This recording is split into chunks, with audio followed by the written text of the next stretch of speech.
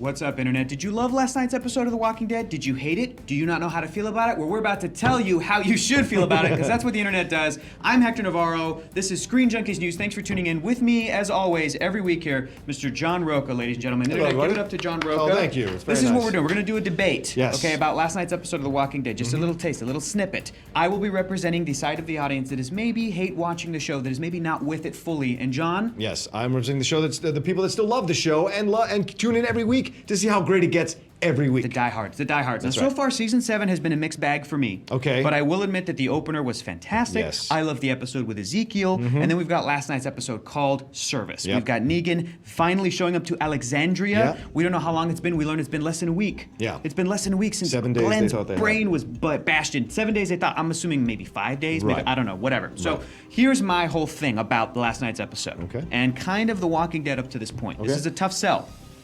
I believe that at some point, especially with last night's episode, 2 characters in particular, somebody would have blown Negan's brains out because this guy is just such a piece of work. Am I right, Internet? It should have happened. That's what I think. I believe that Negan is as evil as he is. I believe it. I buy it. Right. I'm just saying that I think that people would have rised up to the occasion. They would have risen. They would have stood up on their feet instead of hind legs, kneeling yeah. on their hind legs. They would have preferred to die standing than to live kneeling. That is what I think. And you got Negan arriving in Alexandria Yeah. like the big bad wolf. And I'm thinking there's so many opportunities for characters like Carl to shoot him in the head, like Rick to take that bat, to just bash him over the head. So I think that it is unbelievable that another character would not have killed Negan up to this point. Okay, you're absolutely incorrect. Because the thing is, when someone is a tyrant, they do rule by fear and charm. Both. We covered this last week. We did. So this is what he's doing, and he brought in a whole crew of guys. And women. They did All not right. look like they were like pushovers. For sure. And this is the thing about the Alexandrians thing, and this is why I blow holes in your argument, because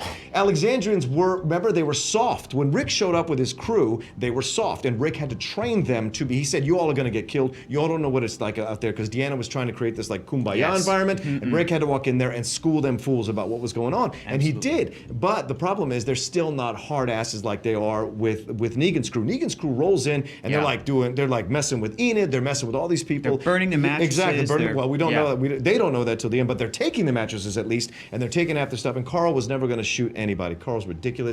They should have killed hilled him. I wish Negan had killed him in that moment because I'm so done with that guy. Listen, I love Carl, other but than I think it would be great for the show if something like that happened. Yeah. If we lost to Carl or if we lost to Rick, I get it. I'm with you on there. Right. But I think you're helping prove my point because you're saying that even after the Alexandrians are soft and mushy, and Rick hardens them up to a degree, but you're saying that they're still mushy, even in their mushy state. A couple of them are still trying to stand up to Negan. They're hiding guns. They're questioning Rick and his leadership. They're like, wow, what are you doing to it? Why are you getting us into this position? They're not hiding guns out of defiance. They're hiding guns doing the stuff that they're doing because they're like kind of mealy-mouthed about everything. They're not really defiant in terms of a strength position. You know what I'm saying? Like Rick holding the bat near the end and almost swinging at Negan, but he can't do it. He cannot do it yet because he's got to take this stuff because there's got to be progression of these things. And Negan, we have to see him get worse and worse. We haven't seen what happens with Daryl. Daryl's brought in. There's embarrassment on that end, you know, and so they have to give up their guns. Why? Because Negan says so. And this is a hard move, and Negan comes in early because it throws them off. Once again, it throws them off. Mm-hmm. He purposely comes early because they're not prepared for him. And so that's on purpose, and that's how Tyrant rules, right? It messes with your head, throws you off. People are shocked all the time when stuff happens to them in certain moments, and they don't react like they would have reacted if they were prepared for it. Why?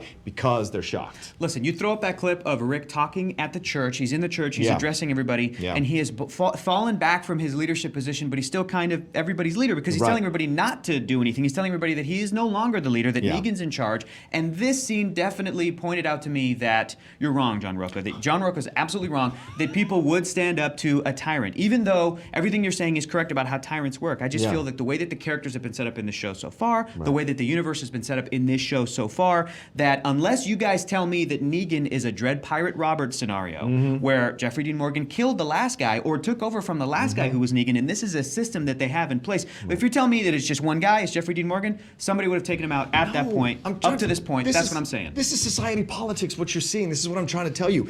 Alexandria is this way, right? Rick leads them. Therefore, they're not going to defy Rick because Rick has been making sure that he is their leader for over a year. He's instilled them, so he's still strengthened them. He instilled them a society. Therefore, if their leader acquiesces to another leader, then they themselves have to follow suit for the most part. Yeah, there are flashes of defiance, but they don't 100% go forward with it. Why? Because they're still Alexandrians, which means they're still soft at the core. They're not hardcore at the core. See, I think if someone takes out Negan, if Rick had swung that bat and killed Negan at the end when he was all alone by the RV with him, I think all those saviors would have ran over and killed Rick. Pull that clip at the end with if we have that, if we've got Rick holding the bat. If not, my bad. You know what? We might not have that clip. Here's what we do have to go off of your point, John. Yeah. Play that clip of Carl pointing the gun at Negan. The internet exploded at this point. The internet was saying, attempt. What flaccid? How dare you, sir? I'm telling you what I saw. Even Negan complimented Carl and said, "You have got adult-sized testicles." Yeah, I'm not trying to be gross. But I think he recognizes in him that is some bravery. If this, how old is he supposed to be? 17, 16, somewhere in there? Like that. 16-year-old kid can stand up to Negan. 16-year-old kid, is this because he has nothing to lose, or is it because that within all of us is the strength and the resolve to stand up to injustice, John?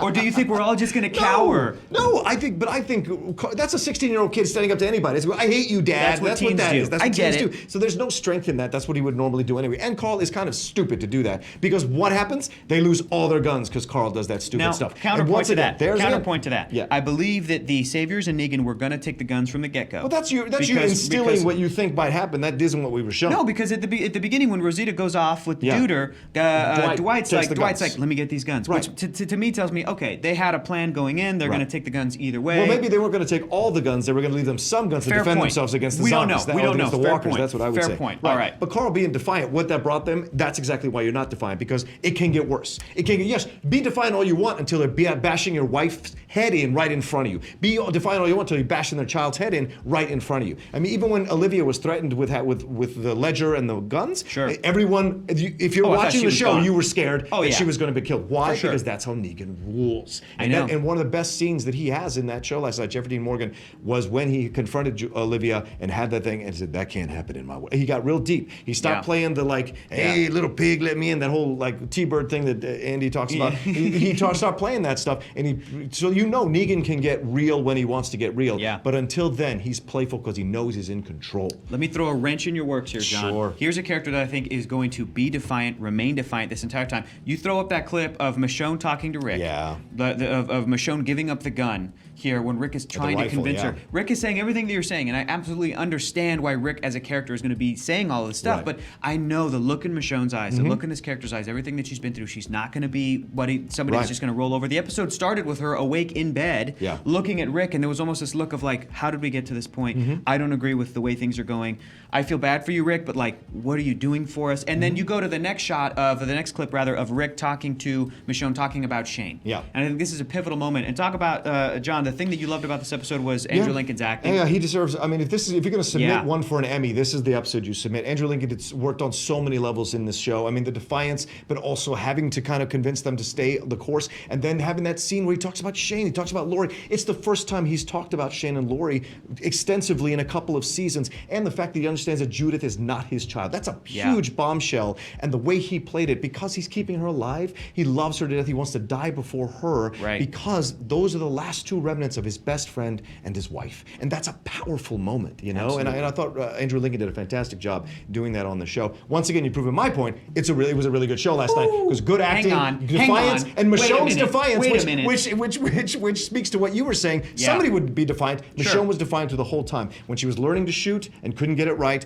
when she had to give up the rifle against Rick's wishes, and then later when she sees the burning beds, that was Michonne. Michonne was done with acquiescing to Rick in that moment, and I cannot wait to see what happens with her. Once again, The Walking Dead leaves you wanting more at the end of this episode. I think a misstep in this episode was to not reveal the fate of Maggie, the fact that she was gone, the fact that she was hidden, because we're having already that subversion, already Alexandrians lying to Negan in his camp, which is if that's a mistake, then we either need to see the mistake play out, or we need to see them do that same thing with guns, with food, do you know what I'm saying? Why couldn't they have faked the inventory for the guns? Why couldn't they have planned better? Why couldn't they have did what they did with Maggie, protecting her, but then protect guns, I don't know. And Hector, you make a great point, except they could have done that because they thought Negan was coming in 70. So who knows? They could have done all that before Negan arrived, but Negan arrived early on purpose. I'm thinking you should have done that day 1 when you're coming back, and maybe they're like, we'll get to it in day 4. Right. Oh, he's here day 4. Well, we also can't forget that this is the first time they're under Negan's rule. Like the other people, Ezekiel and his people, they've been under Negan's rule for a while. The Alexandrians, I mean, the Hilltop people are working. They're doing their things. Right. So there's been a system in place with other communities. It's the first time Alexandria's dealing with Negan, so they're going to make their mistakes. We don't know how Ezekiel and all them made mistakes initially. So these are still things they're building. Yeah. Fair point. And again, it's still early in the season. Yes. I know that this is a slow burn. This is a build up to something greater. I just wish more would have happened in that particular episode last night. Yeah. So I'm going to thank you so much, John, for agreeing that you're wrong. I really appreciate I never it. Said that. I really appreciate you taking the high road and saying, hey, I'm wrong. I'm John Rocha.